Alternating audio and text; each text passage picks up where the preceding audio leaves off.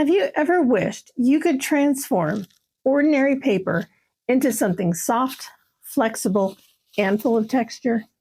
In today's video, I'm going to show you how to create stunning fabric-like paper using the Mamigami technique with just a little hand lotion. This simple yet effective technique will add a unique touch to your paper crafts, from cards to embellishments. So grab your paper and your lotion, and let's dive into the art of Mamigami, where creativity meets texture. Hey everyone, it's Lean from ColoradoLean.com. Welcome back to the craft room. So this particular idea actually came from my sister. Sometime late last year, I was lamenting the fact that I had used the last piece of my white crinkle cardstock. This is an 8x8 sheet. It is from the Wasua paper. It is the Creative Collections crinkle cardstock. And I really love the white. That is my favorite. So she was telling me that she had recently seen a video from one of her favorite YouTubers, Gail Gastinelli, I believe is how you pronounce her name. And she did this technique called Mamigami, which is a Japanese-inspired paper crafting technique that involves softening and manipulating paper to create a unique, pliable texture. The term Mamigami roughly translates to kneaded paper. Now, I have done a few examples, and I will show them to you. This is regular copy paper. I did this one last night. This here is a piece of copy paper that I tea dyed. Well, this is either a tea dye or a coffee dye. I don't remember which. I did this piece also last night. It is copy paper.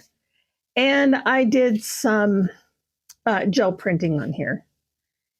You can't really see the texture much on this side because there's already visually so much going on with this paper, but it is still pretty. This was a piece of cardstock that I did. One important thing, when you're doing colored cardstock, there is a chance it will color your hands. When I finished with this, the palms of both my hands were blue. This right here is a small piece of paper that came out of my Happy Planner. I have the piece where it came from here, and you can hear how different that is. This has hardly any sound. So that turned out very nice. This right here is a thicker piece of pattern paper. This is from a Hobby Lobby paper pad that I picked up a couple of years ago for Christmas. And this right here is a piece of butcher paper. I was sublimating, I believe it was the slate tile, because I had a lot of time on my hands. I had an extra piece. And this is a little bit different. I didn't use lotion on this one. All I did was crumple it up. So this is a little bit different than the technique we're going to try today. And I have a few different pieces of paper that I would like to try. Here is another gel print, a lot less texture, or a lot less visual texture going on. Again, just on regular copy paper. Again, copy paper, but I have distress inks on here. And I'm curious to know what will happen to the distress inks with the hand lotion. I have a piece of tissue paper and then a piece of pattern paper. I think this is kind of a gaudy pattern. So let's see if a little bit of texture will help. And then I just have another piece of printer paper, but I probably won't use this today. So let's go ahead and start out with our Mamigami technique with some Nivea body lotion, hand lotion.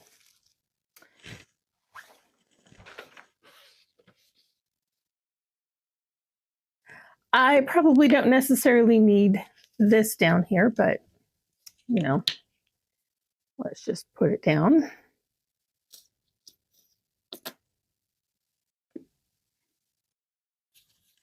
And I'm just going to rub the hand lotion on my hands. And yes, I can see that the ink is moving.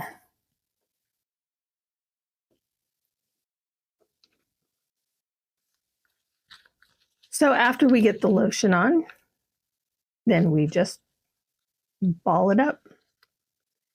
We do have to open it carefully because it is just a lightweight copy paper.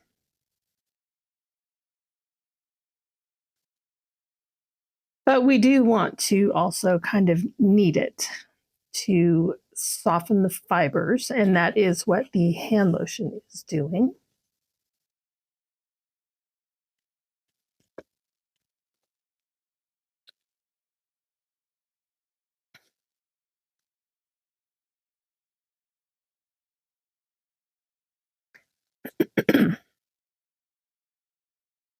So while I'm working with the paper, let me just give you a little bit more information on the Mamigami technique. The paper that is typically chosen is a thin, absorbent paper, such as Japanese washi paper, mulberry paper, or even tissue paper. Although you can experiment with different types of paper to see what kind of results you can get. And I think for this piece, I think I'm going to call this good. So I will set that one aside to dry.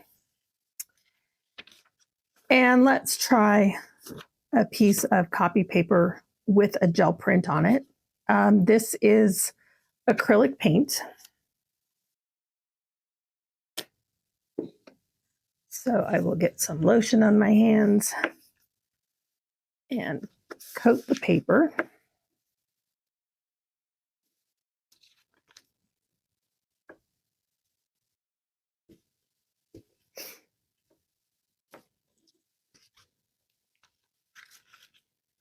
Now the key step in Mamigami is softening the paper by kneading it. Traditionally, this is done by hand, often using water, sometimes mixed with a little starch or rice paper. And that will moisten the paper. And as you carefully crumple and gently massage it, it breaks down the stiffness of the fibers and makes the paper more pliable. Now, the modern adaptations of this technique, such as hand lotion or a mixture of water and lotion, can be used as a substitute. I have also seen a few other videos where they have used olive oil or coconut oil.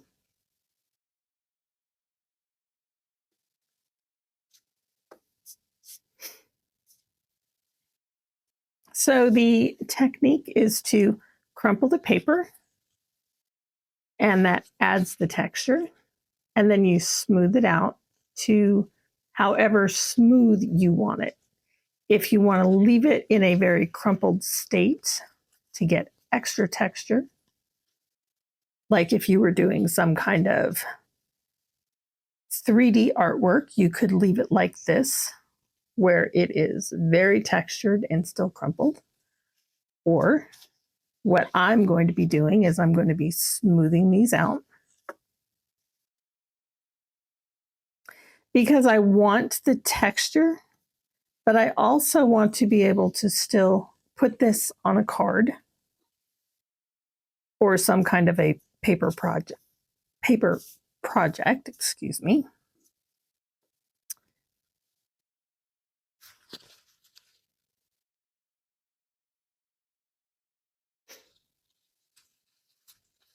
So some of the projects that you could use this on,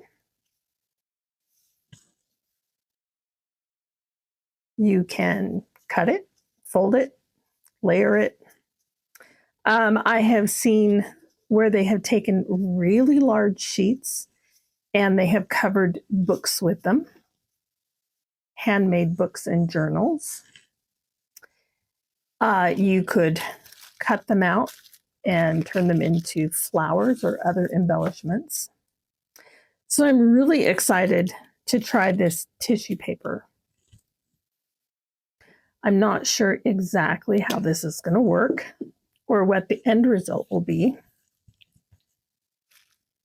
But I do know that I need to, oh, okay. I don't know if this is going to work because I just ripped it. Nope. Okay, this is a good learning process for me. Regular tissue paper that you would use for your Christmas presents will not work. This is just disintegrating in my hands. So, no to the tissue paper. I will kind of spread this out a little bit and let it dry. Throw those pieces away. And then we will look at this again at the end. But let's go ahead and see what we can do with this not so pretty piece of scrapbook paper.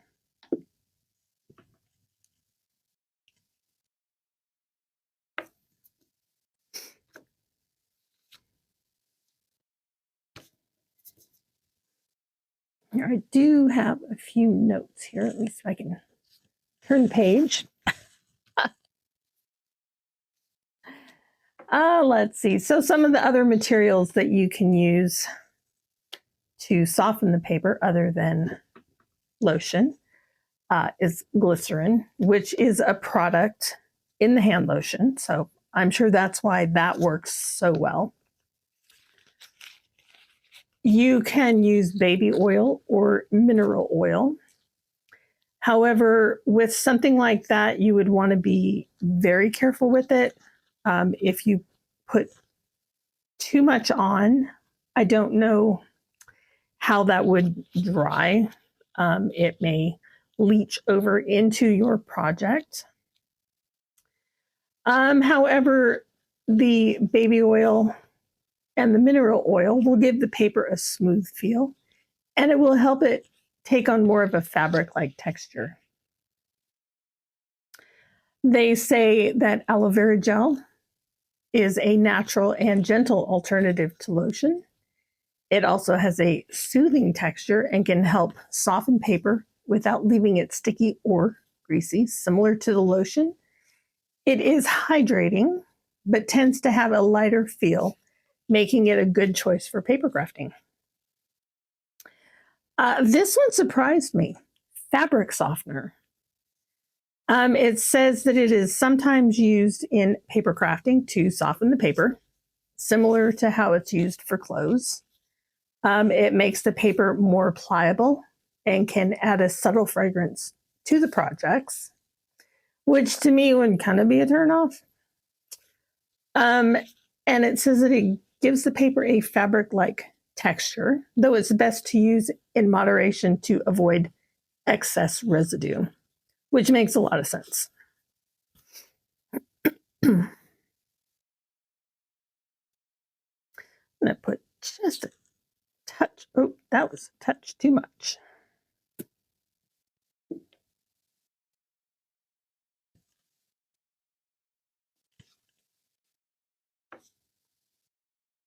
Now, if you do get too much, you will rip your paper.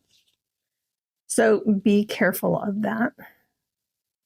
But again, I'm not planning on using this as a whole piece.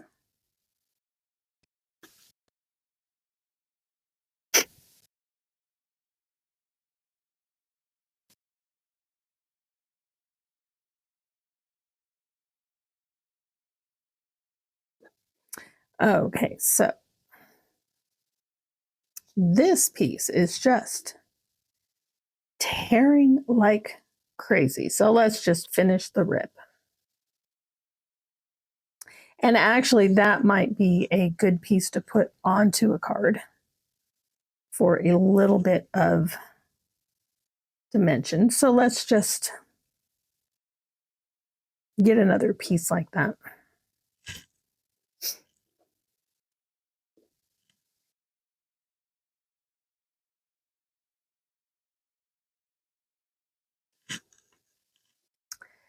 Okay, so I'm going to set these aside.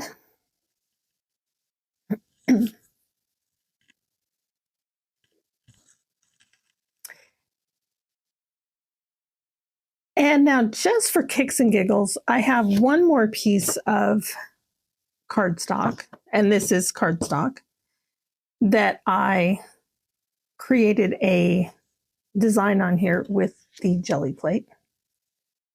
So let's just try this and see what happens. Okay, and then I'm just going to carefully smooth this out. And then I am going to let this dry. So I will be back with you in just a little bit. I'm going to kind of clean up. I'm going to get the rest of this lotion into my very dry hands. And then we'll come back and see what we have.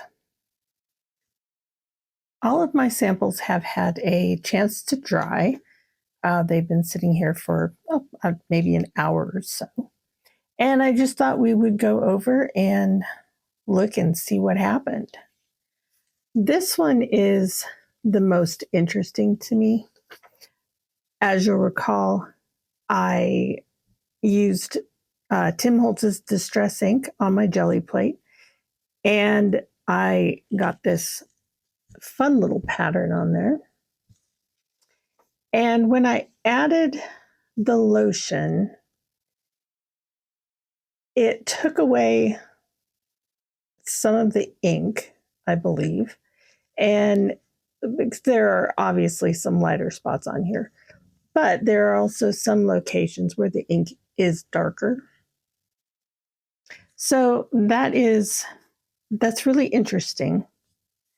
I'm also going to have some really good close-up shots on this in the corresponding blog post at coloradolean.com. So be sure to check that out. But yeah, this is a really fun texture to go with this distressed look. I have a couple of ideas for a card project with this particular piece. So don't forget to come back and join me for that. This piece turned out really, really well. I can see flower leaves being cut out from this paper. And with the texture on the paper, as well as the visual texture from the gel prints, I think that would make a really, really pretty leaf pattern. And I really like how that one turned out. This one with the 65-pound cardstock, it's okay. It's definitely distressed. You can see where some of the paint is worn off and the white cardstock is showing through. Of course, I also really like this side as well for just plain white.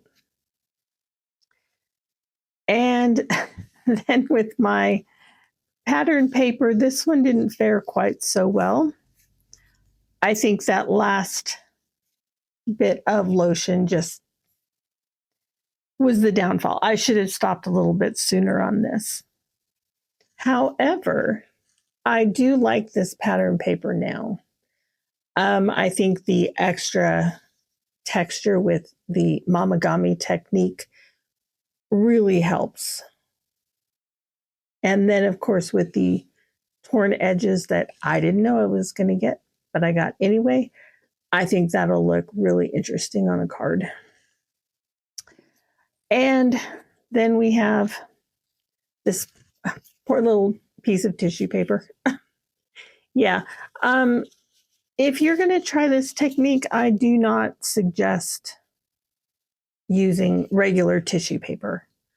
I really wish I had some tracing paper, because I have seen a beautiful technique where the result almost looked like the glassine envelopes that I've seen floating around all over.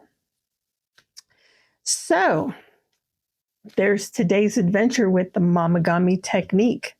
I had some wins and I had some struggles, but that's all part of the fun, right? I will be letting these samples dry for a few more days before I put them on card projects. If you're curious to see how they hold up and what I create with them, be sure to come back for that video. In the meantime, let me know down in the comments if you've tried this technique before, or if you have any tips or tricks for me. I'd love to hear your thoughts.